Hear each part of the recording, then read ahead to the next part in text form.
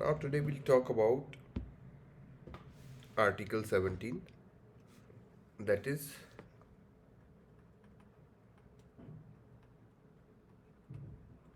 abolition of untouchability.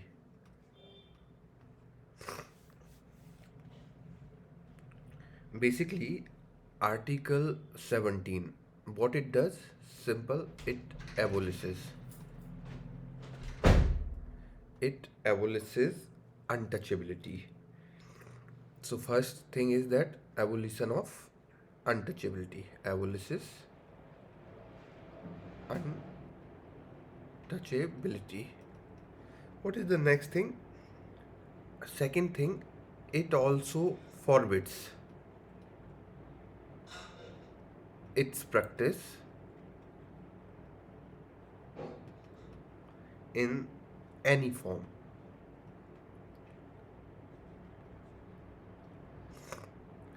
पहली बात कि आप there is a evolution of untouchability, untouchability नहीं होगी. दूसरी चीज़ कि अनटचेबिलिटी प्रैक्टिस को भी फॉरबिड करता है, तो no one can practise untouchability. It is also forbidden and if any one does so then it is punishable by law.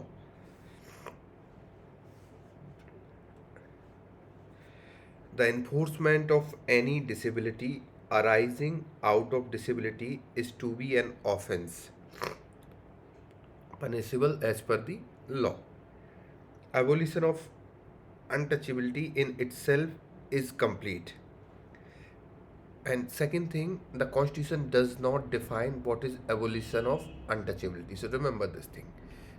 Sometime UPSC may ask this thing, that whether the constitution define abolition of untouchability. So constitution does not define it.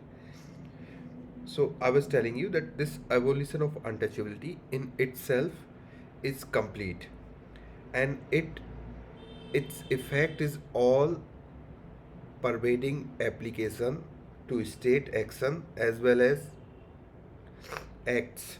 So it's not only actions but all the acts or omission. So do you know what is omission?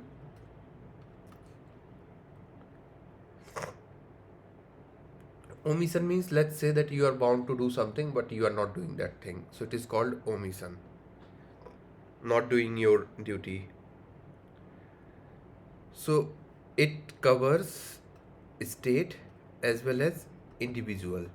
So it's not like that the state only discriminating with people. If any individual is also doing the same, he will also be punishable.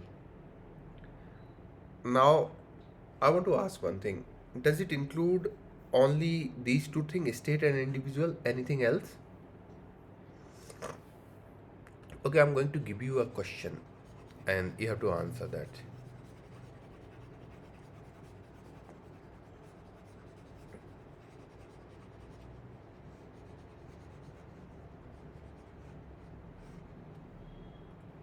Question is, which of the following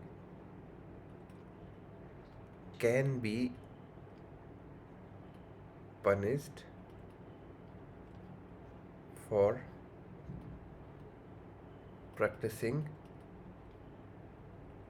untouchability?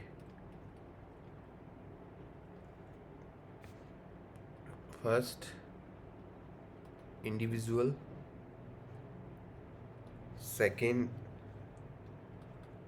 state. Third, institution. Fourth,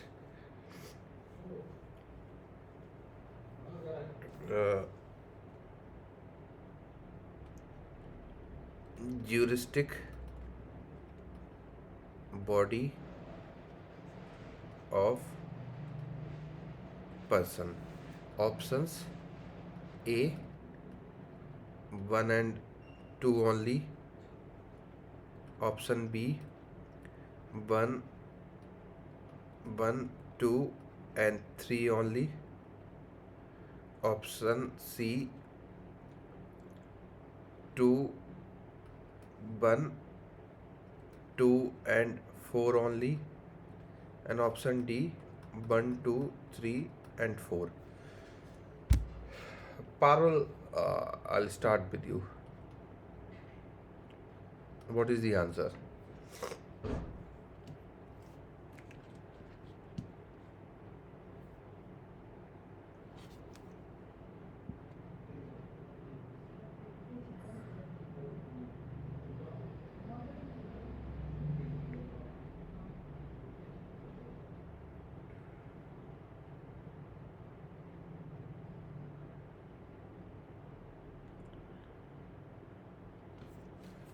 Am I audible or not? Parul is saying C. Ratnpriya, you have to speak if possible. Sir, B. You are saying B. Uh, Safrin, Sir, C, sir. C. Uh, Kunal, sir एक minute question दिखा दोगे मैं अभी just अभी आया था थोड़ा देखा स्मृति। नहीं मैंने ओके, जब क्वेश्चन तक आप देखो स्मृति।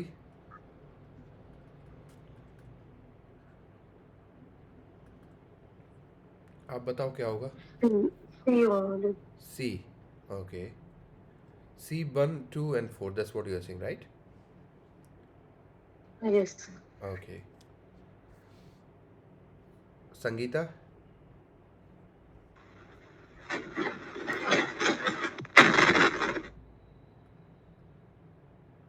Sangeeta, what's the answer?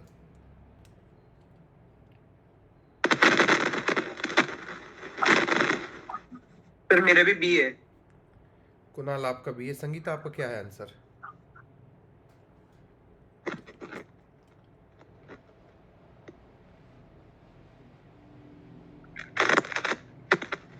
आपकी वॉइस नहीं आ रही संगीता, तो आप चाहो तो टाइप कर सकती हो।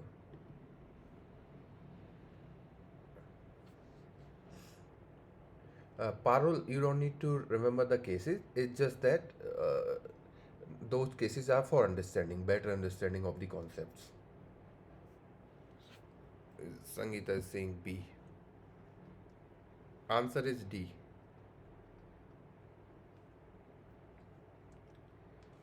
Why can't you think simple that if any institution, what is the meaning of juristic person? Juristic body or person? Sir, judges? Mhm.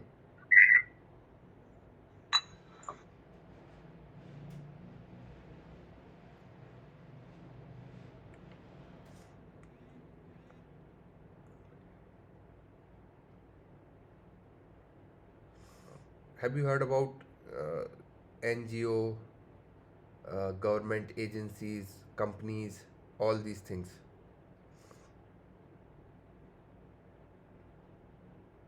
Basically, companies, NGO, organization which consist of human. So there is one or more than one person. These people are called juristic body or person or legal person. That's what we call them. So it's not about the individual in his personal capacity. It's in the capacity of that organization. So it is called juristic person. So don't you think that if any company is practicing untouchability, it will be punished? Tell me.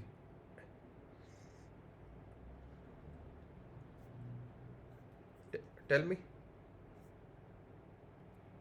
Is this not the case? Obviously, this is the case. So if any individual is involved in any kind of untouchability or practices of untouchability, he will be punished, state will be punished, institution will be punished, and juristic body of person will be punished. So anyone, it's not about one person, two-person, anyone, be it institution, be it company, be it NGO, be it state functionary, be it individual, everybody would be punished because Article 17 forbids any kind of practice of untouchability. So remember this thing carefully. Yeah, these kind of things can be asked, and expect these kind of question in the examination.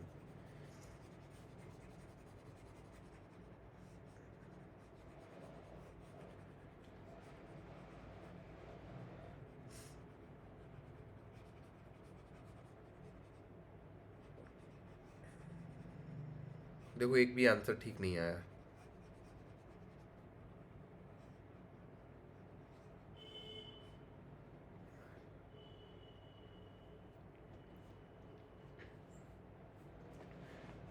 Now, what is the main object of Article 17? Simple. The main objective is to ban the practice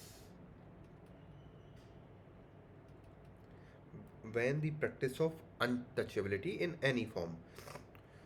Now, the question is that what government has done to give effect this particular thing.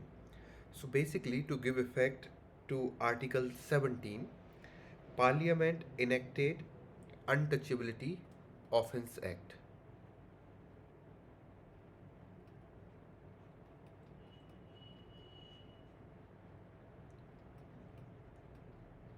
(1955),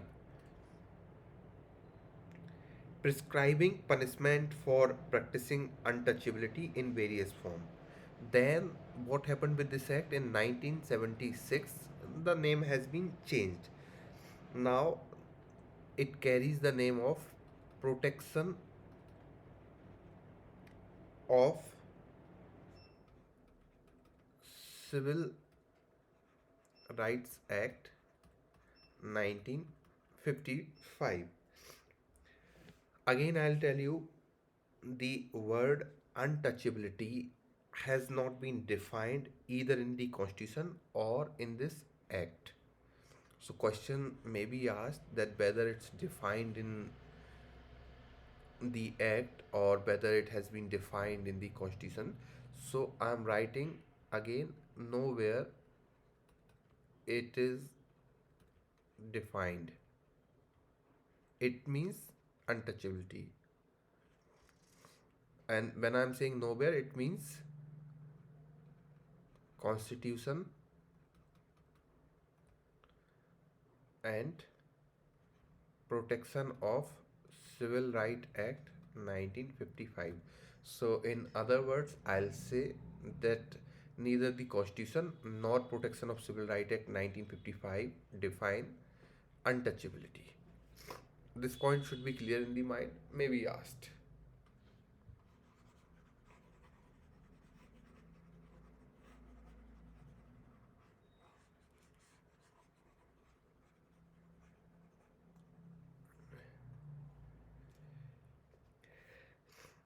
It is, however, been held that the subject matter of Article 17 is not untouchability in its literal or grammatical sense, but the practice as it had developed historically in our country, and therefore treating a person as untouchable either temporarily or otherwise for various reasons. For example, suffering from an epidemic or contagious disease, or social observance associated with birth or death, or social boycott resulting from caste or others dispute do not come within the purview of Article 17. Article 17 is concerned with those regarded untouchable in the course of historical development, and therefore instigation of social boycott of a few individual or their exclusion from worship,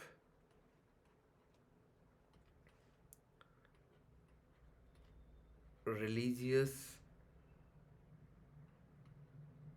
service, or food.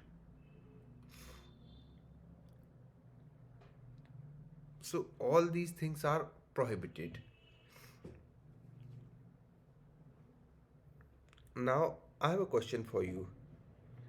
uh, do you think that outcasting Or let's say that if a person, let's say from so-called high caste, is maintaining no communication with a person of low caste, do you think that it will fall under Article 17?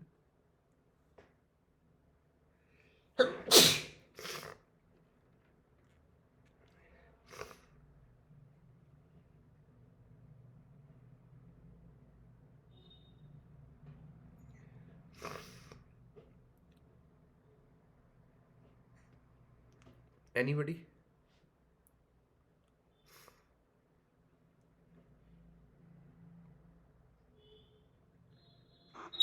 Yes, sir. Explain. और sir अगर किसी profession में ऐसा कर रहा है नहीं, profession तब की बात नहीं कर रहा हूँ मैं तो, इन जनरल बात कर रहा हूँ। तो sir if he had known it then why he will talk, ऐसा भी हो सकता है। हाँ, ये भी पॉसिबल है।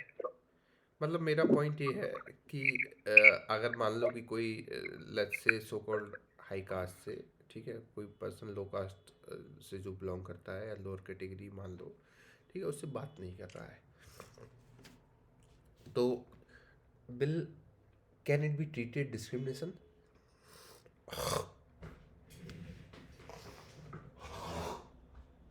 नो सर, मेरे हिसाब से तो, क्योंकि सर आर्टिकल 17 प्रैक्टिस को कहता है, मतलब प्रोहिबिट करने के लिए। ये तो कम्युनिकेशन तो अपने पे है ना। ठीक है, तो एक चीज़ आप याद रखना कि जिस टाइप के जैसे कम्युनिकेशन हो गया, ठीक है, ये सब चीज़ें अभी भी क्लियर नहीं है कि ये आएंगी या नहीं आएंगी, तो इसके लिए तो डिपेंड करता है। अब आप मुझे एक चीज़ वो बताओ, इसके अलावा मैं कुछ और एक्ट बताता हूँ जो पार्लियामेंट ने इनेक्ट किए हैं। एक पार्लियामेंट ने इनेक्ट किया था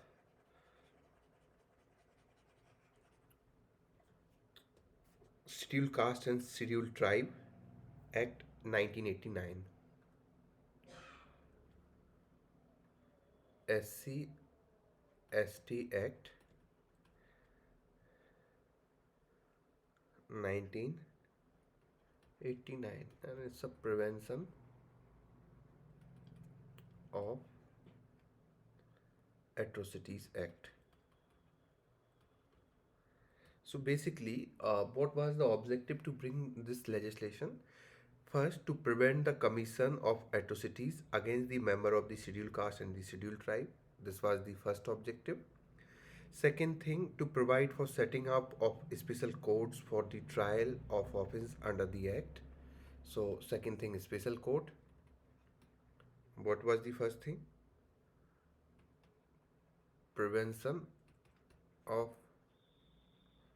commission of offences against SC/STs. Then special courts, and third, to provide for the relief and rehabilitation of victims of such offense. So relief and rehabilitation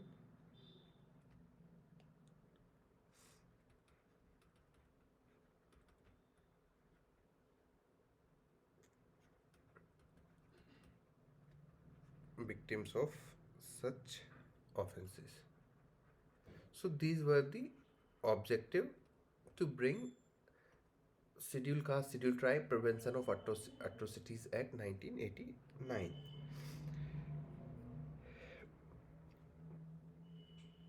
Now, uh,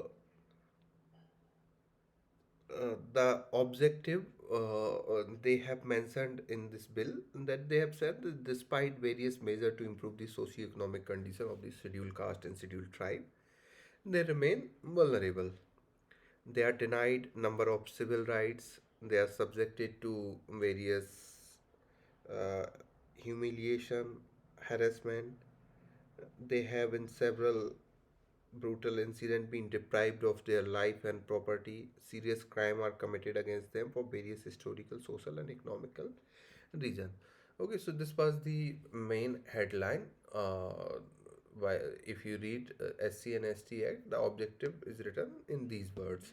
Now, I have a question for you, that Apart from this Article 17, there are certain other provisions in the Constitution, and I'm not going into those provisions that you haven't read, but I am asking the provisions that you have completed or you have gone through.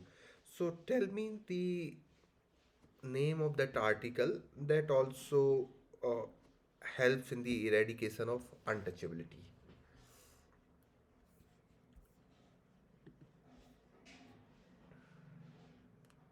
Parul, you have to tell me.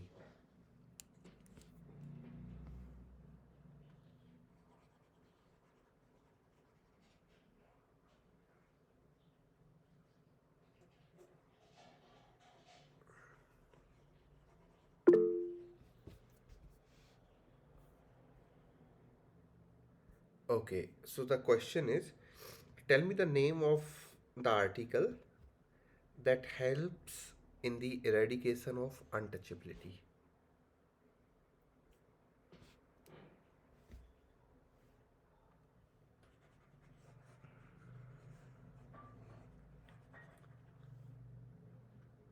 Smriti, do you want to answer?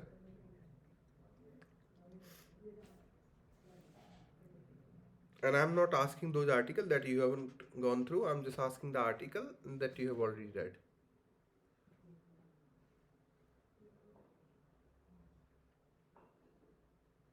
Article 17 only. Which one? Article 17. 70? 17. No, 7 already discussed. Apart from this one, apart from 17.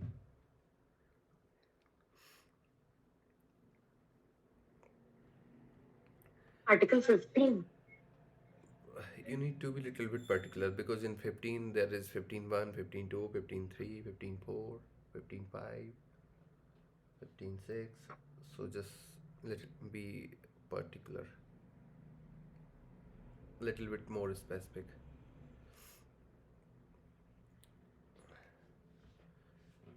It's a 15 clause 2. Oh, Okay. good.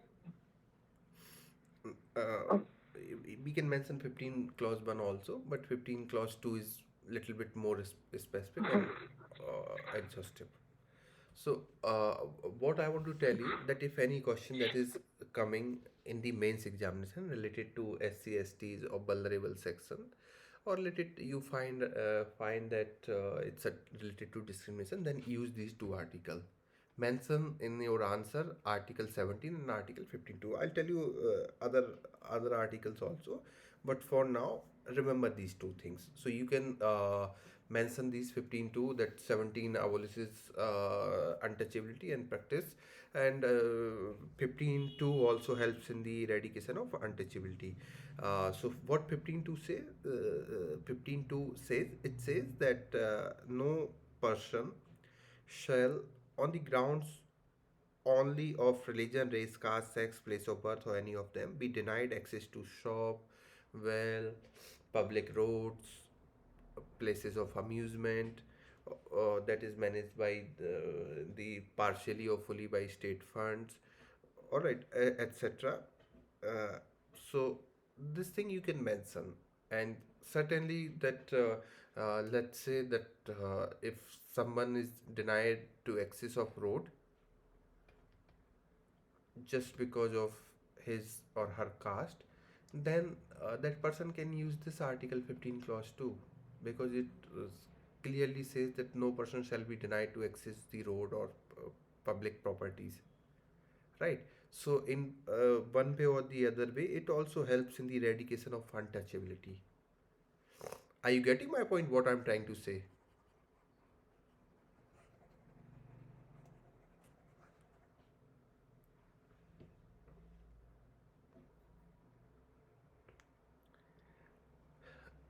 So, uh, I just want to draw your attention towards one point, that if you notice, then you will notice that mostly fundamental rights and generally speaking are restriction mainly on government activities. So, I'm using this term restriction.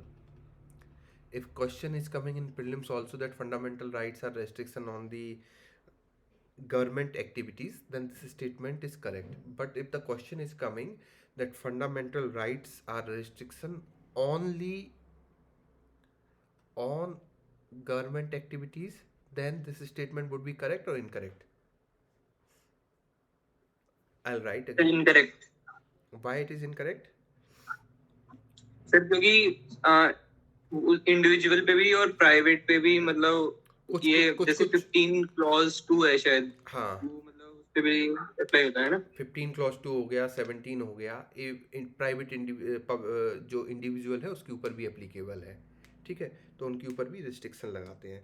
तो इस चीज़ को आप notice याद रखना that article 17 and 15 clause 2 protect an individual from discriminatory conduct not only on the part of the state but even on the part of private person in certain situation। और आपको मैंने बता ही दिया है कि अगर कोई ऑर्गेनाइजेशन हो गया, जुरिस्टिक पर्सन हो गया, ये लोग भी अगर डिस्क्रिमिनेशन करते हैं तो ये भी आर्टिकल 17 के अंडर कवर्ड है, ठीक है।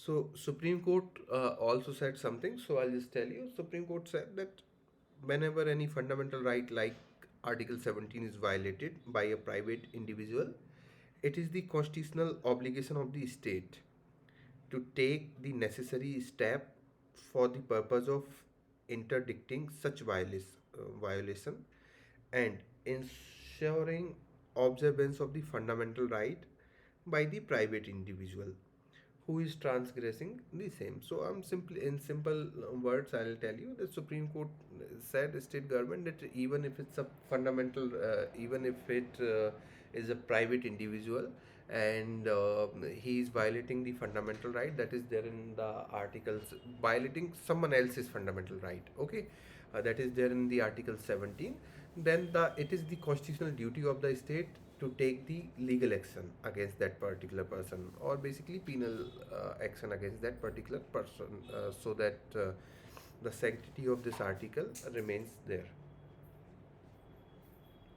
So remember this thing that the state is under the constitutional obligation that there is no violation of fundamental right of such person. Apart from that, we can make the reference for Article 14, 21, 23, 25 and 29. So you can note down, we'll discuss these things later on, but you can note down this 21 when we'll be discussing, so I'll let you know 23, 25 and 29 also. Okay, apart from these article 17 and 15 too, there are some DPSP also, so especially article 38 and article 46, these two obligate the state to render socio-economic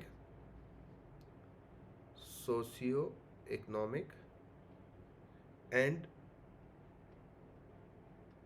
political justice to Dalits and improve the quality of life. अभी आप जब पढ़ रहे हो, ठीक है, तो ये वल्नरेबल सेक्शन का एक टॉपिक है GS2 में, ठीक है। टॉपिक तो इस तरीके से welfare scheme for vulnerable section of the population of the centre in state and the performance of this scheme. However अभी होता क्या है कि सिर्फ स्कीम नहीं, वो लिखने को उन्होंने लिख दिया है लेकिन वो सब कुछ पूछ लेते हैं, ठीक है। तो आपको पता होना चाहिए क्या इशूज़ हैं वल्नरेबल सेक्शंस के साथ, ठीक है।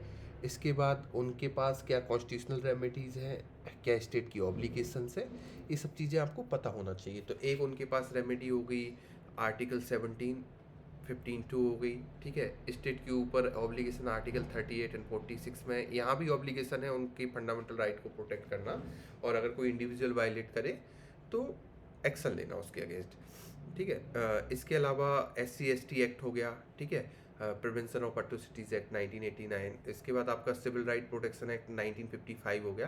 तो इन सब कुछ चीज़ों को आप वल्नरेबल सेक्शन या स्पेशली SC/ST के लिए अगर आप नोट डाउन जब करेंगे हम लोग, तो इन सब चीज़ों को आप नोट करके रखना, और इनको आपको एकदम दिमाग में एक्टिव मेमोरी में होना चाहिए कि आपसे कोई कुछ पूछे तो आप एटलीस्ट इतने 2-3 आर्टिकल और ये सब चीज़ें कोट कर सको।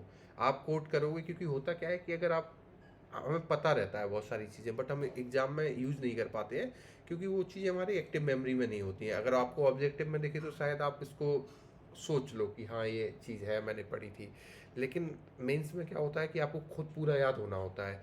तो अभी से आप ये चीज़ें याद करना शुरू करो। देखो जितना जितना दे रहा हूँ, एक क्लियर कट फॉर्मेट बना लो। जैसे आर्टिकल 16 है, 16 के ऊपर एक 16 के बारे में लिख लो क्या है 16 में, उससे रिलेटेड 2-3 केसेस हैं, उनके बारे में लिख लो कि क्या है, ठीक है, मोर देन सफिशिएंट हो गया। ऐसे ही 17 हो गया, उनके बारे में लिख लो। फिर इनको ये देखो कि किससे कनेक्टेड है। जो मैंने आपको कुछ केसेस दिए हैं, तो मैंने आपको इसीलिए दिए हैं कि उनमें एक दूसरे का कनेक्शन दिखाया जाता है, इंटर कनेक्शन की। आर्टिकल 16 का कनेक्शन जो है 335 से भी हो सकता है, आर्टिकल 16 का कनेक्शन 29 से भी हो सकता है, 16 का कनेक्शन 14 से भी हो सकता है, ठीक है। और मैंने जब मैं आपको ये चीज़ें बता रहा था 16 पूरा जब मैंने आपको करवाया था, तो मैंने 16-14 का कंपैरिजन किया था, 16-15 का कंपैरिजन किया था।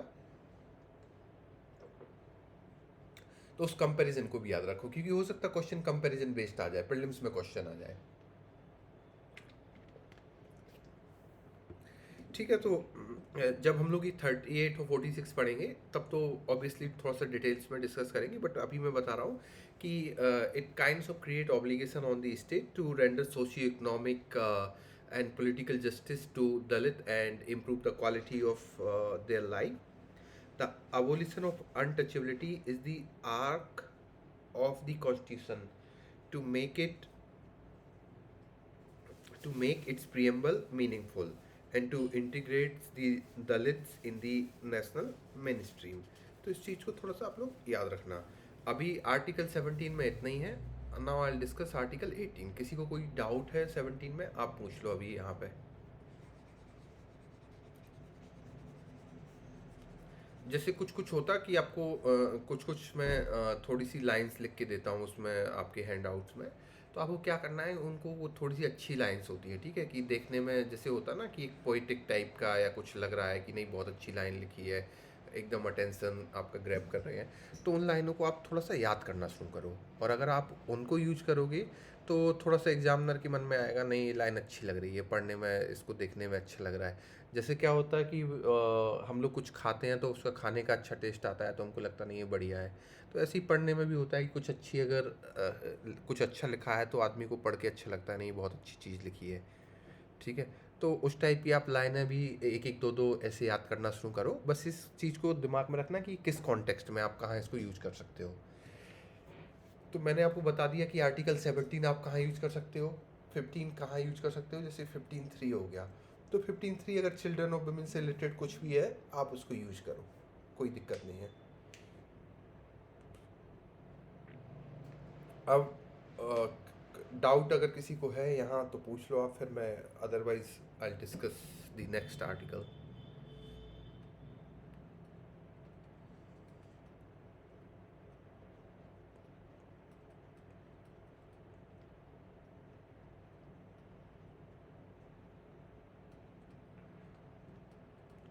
देखो 17 पे एक बहुत डायरेक्ट क्वेश्चन आया था। एक मिनट आप मुझे दो, मैं आपको वो क्वेश्चन, चलो बाद में 18 डिस्कस कर लें, फिर एक दो क्वेश्चन हैं। तो 17 और 18 के प्रीवियस ईयर क्वेश्चन है, उनको डिस्कस कर लेंगे, फिर ब्रेक लेने के बाद फिर आगे करेंगे। तो 18 डिस्कस कर लेते हैं। चलो 18 में क्या है, evolution of titles. Article 18 clause 1, what it does, simple, it prohibits whom, it prohibits the state from what, from conferring any title except a military or academic distinction। So remember this thing again. It prohibits who? The state. From what? From conferring any title. There are two exceptions. First one is military distinction, or second one is academic distinction. So military or academic distinction, military titles can be given and academic distinction can be given. They are not covered under the purview of Article 18 Clause 1. The point is clear. I'll talk about Article 18 Clause 2.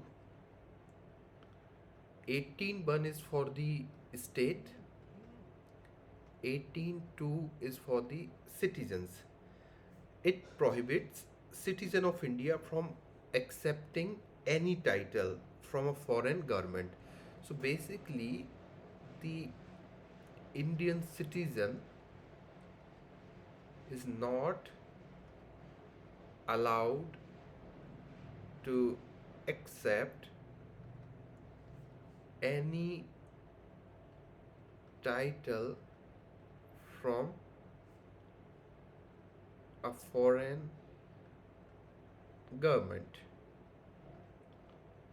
A foreigner holding any office of profit or trust under the state cannot accept any title from any foreign state without the consent of the president. So third provision is, that is Article 18 Clause 3. Let's say that if there is any foreigner that is working under the government of India or holding any office of profit or trust, then he also cannot accept without the consent of the president. तो अभी किसी को अगर title लेना है कहीं से बाहर से, इंडिया के बाहर से, तो पहले उसको प्रेसिडेंट की कंसेंट लेनी पड़ेगी कि आप कंसेंट दे दो, तभी आप तभी वो पर्सन बाहर से टाइटल ले सकता है. जैसे इंग्लैंड में है, तो इंग्लैंड में बहुत सारे लोगों को सर करके एक टाइटल है वो दिया जाता है, ठीक है, अभी भी दिया जाता है. जैसे पिछले कुछ इंग्लैंड क्रिकेट टीम के क्रिकेटर थे, एक एंड्रयू स्ट्रॉस करके था, he got this title sir. तो बहुत सारे लोगों को दिया सकता है, बट ये टाइटल इंडियंस और जो इंडिया में फॉरेनर काम कर रहे हैं और स्पेशली कोई पब्लिक ट्रस्ट होल्ड कर रखा है या प्रॉफिट ऑफिस ऑफ प्रॉफिट उन्होंने होल्ड कर रखा है, तो वो नहीं कर सकते हैं. नेक्स्ट है, no person holding any office of profit under the state is to accept without the consent of president any present, emolument or office of any kind from or under any foreign state. तो सिर्फ title तक ही बात नहीं है, आपको कोई gift मिल रही है वो नहीं ले सकते हो आप. कोई इमोल्यूमेंट मिल रहा है, ठीक है, तो वो आप नहीं ले सकते हो. कोई अगर आपको फॉरेन गवर्नमेंट आपको कोई ऑफर कर रही है ऑफिस अपने यहाँ, तो आप वो नहीं ले सकते हो. बट एक ही कंडीशन है, अगर प्रेसिडेंट ऑफ इंडिया ने अलाउ कर दिया तो आप उसको ले सकते हो. चलो, अब एक चीज़ मुझे आप बताओ कि अगर किसी ने, कोई इंडियन सिटीजन है और उसने आर्टिकल 18 क्लॉज 2 का वायलेशन कर दिया, मतलब उन्होंने कहीं बाहर से टाइटल एक्सेप्ट कर लिया, तब क्या होगा?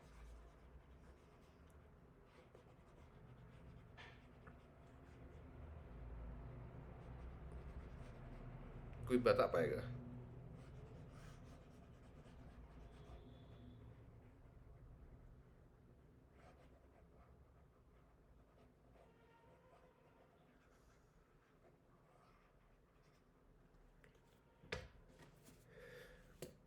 बताओ आप लोग.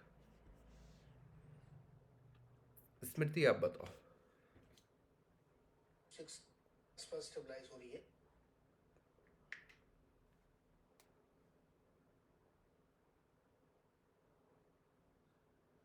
मुझे आइडिया तो नहीं है. अच्छा, हाँ, नहीं पता. चलो, कौन बताएगा? किसी को है आइडिया?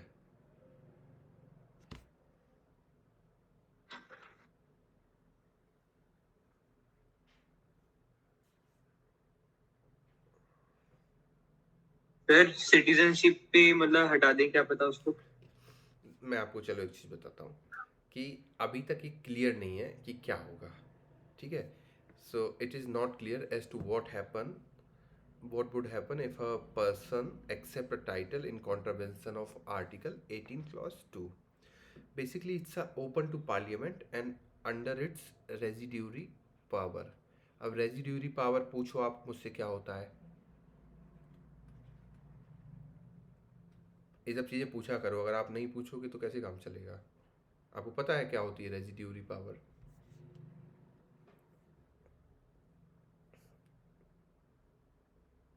सर जो शेड्यूल 7 में मेंशन हो। हाँ एग्जैक्टली किसके पास है और रेजिड्यूरी पावर? Sir parliament. हाँ आर्टिकल 248 में है शायद रेजिड्यूरी पावर, एक बार आप कंफर्म कर लेना, ठीक है। जहाँ तक मुझे याद है 248 ही है। तो उसमें जो शेड्यूल 7 में जितनी भी पावर्स हैं तीनों लिस्ट है, ठीक है। कॉन्करेंट हो गई, स्टेट लिस्ट हो गई आपकी, और यूनियन लिस्ट हो गई।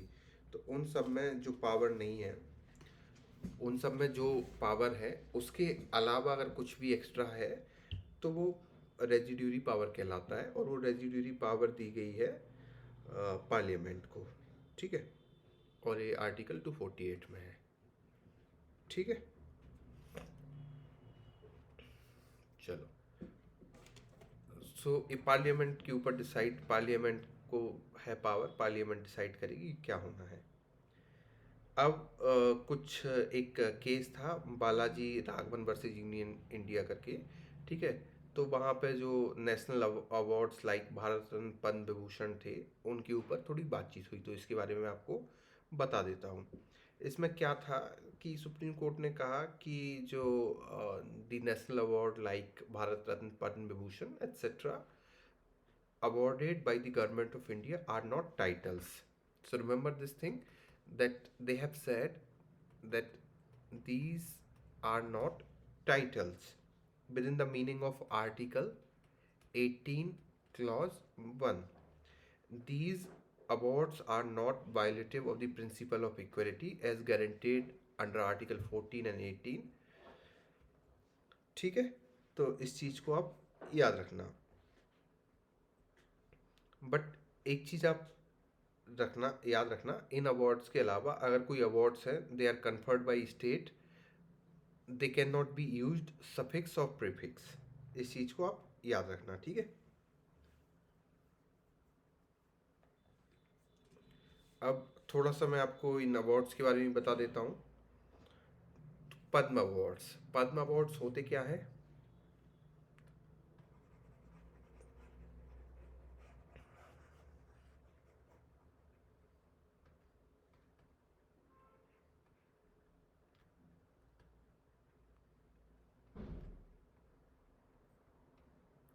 Basically, they are one of the highest civilian honors of India, announced annually on the eve of Republic Day. Generally, we say Republic Day, ठीक है। And these awards are given in three categories. So I'm talking about Padma Awards. So these are given in three categories. First one is Padma Vibhushan. Second one is Padma Bhushan, and the last one is Padma Shri. The award seeks to recognize achievements in all fields of activities or discipline where an element of public service is involved. कुछ भी अगर किसी ने public service का element involve है और वहाँ पे किसी ने कुछ बहुत अच्छा काम किया है, then the person can get this awards. The Padma awards are conferred on the recommendation made by the Padma Awards committee which is constituted by the prime minister every year, ठीक है। तो जो पद्म अवार्ड कमेटी है वो recommend करती है, ठीक है। और रिकमेंड करने के लिए इस कमेटी को कौन कॉन्स्टिट्यूट करता है? इसको प्राइम मिनिस्टर करता है। नॉमिनेशन कैसे हो सकता है? Nomination process is open to the public, और सेल्फ नॉमिनेशन भी हो सकता है। तो आपको लगता है कि आपने बहुत कुछ अच्छा किया है, ठीक है, तो आप अपने आप को नॉमिनेट कर दो, ठीक है। अब आपसे मैं एक चीज़ पूछना चाहता हूँ कि इस कमेटी का कंपोजिशन क्या होता है, अगर किसी को पता हो।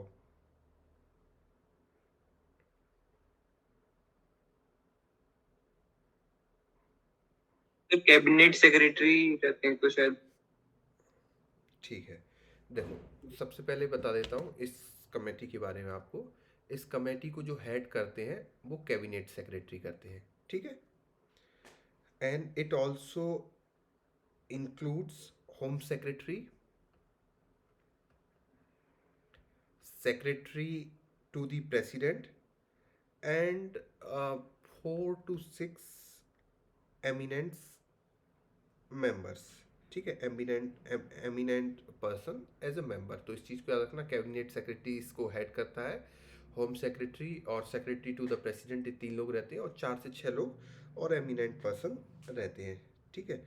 इसके बाद क्या होता है कि जो रिकमेंडेशन है, ये कमेटी किसको सबमिट करता है अपनी?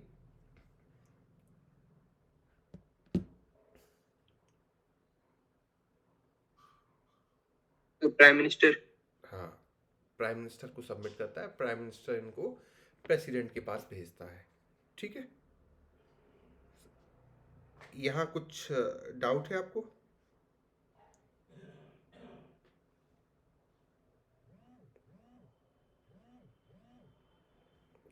ठीक है, थोड़ी सी इसकी हिस्ट्री बताऊंगा मैं आपको। ये पद्म अवार्ड कब इंस्टीट्यूट हुए थे?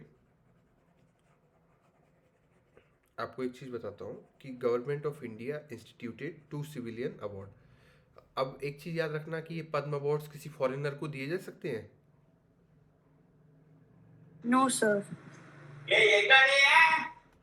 कोई और बताएगा इसके बारे में?